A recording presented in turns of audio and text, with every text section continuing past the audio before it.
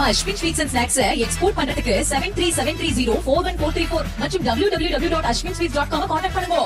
அனைவருக்கும் வணக்கங்க, காலை வணக்கம். நேற்று நைட்டு 11:30 வரை அப்பயும் இருக்கீங்க, இப்போ மார்னிங்கும் இருக்கீங்க. Press are working very hard.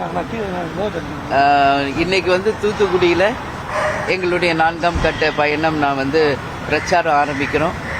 3ஆம் தேதி வரைக்கும் இருக்குங்க.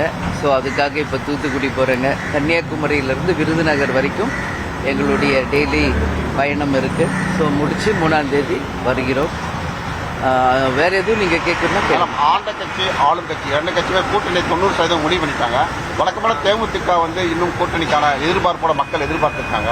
ஏன் தாமதம் அப்படின்னு? தாமதம்லாம் ஒன்றுமே இல்லைங்க. எலெக்ஷன் டேட் அறிவிச்சிட்டாங்களா, யார் யார் எந்த தொகுதி அறிவிச்சிட்டாங்களா, வேட்பாளர் அறிவிச்சிட்டாங்களா, நிறைய டைம் இருக்கு. ப்ரெஸ் பீப்புள் நீங்கள் தான் ரொம்ப ஈகராக இருக்கீங்க. பட் நிறைய டைம் இருக்கு. February 20th பிறகு தான் டேட் டிக்ளேர் பண்ண போகிறாங்க. So we have lot of time. அதனால் நாங்கள் தேமுதிக எங்கள் குழந்தை, அவங்களுக்கு என்ன எப்போ நல்லது பண்ணணும்னு ஒரு அம்மாவா எனக்கு கடமைகள் பொறுப்பு அதிகமாக இருக்குது. அதனால உரிய நேரத்தில் எல்லாருமே போற்றக்கூடிய ஒரு நல்ல கூட்டணியை நிச்சயமாக அமைப்போம் என்பதை மட்டும் இந்த நேரம். திமுகவுடன் கூட்டணி பேச்சுவார்த்தை தொடங்கி இருப்பதா சொல்லப்படுது மேம். தேமுதிக எல்லா பக்கமும் சொல்லிட்டு தாங்க இருக்காங்க. நான் என்ன சொல்றேன், மீடியா டெய்லி ஒரு நியூஸ் போட்டுக்கிட்டு இருக்கீங்க, டெய்லி ஒன்று சொல்றீங்க. அதுக்கு எல்லாமே நான் பதில் சொல்ல முடியாது. நான் தெளிவாக பல முறை சொல்லியிருக்கேன். உரிய நேரத்தில் நல்ல ஒரு முடிவெடுத்து நிச்சயமாக அறிவிப்போம். அதுதான் உண்மை. கட்சியின் பொருளாளர் எல்கேபி சார் அவர்கள் திமுக முக்கிய பிரமுகர் ஒருத்தர் சந்தித்து பேசினதாக ஒரு தகவல் வெளியாயிருக்கு. ஏசி எங்களுக்கு நான் எப்படி பதில் சொல்றது சொல்லுங்க? அப்படியெல்லாம் எதுவும் இல்லைங்க. அப்படி எதுவும் இருந்த ரகசியம் ஒண்ணுமே இல்லை. அப்படி எது இருந்தாலும் நாங்கள் ஓப்பனாக தான் இந்த வாட்டி அலையன்ஸ் ஃபார்ம் பண்ணுவோம்.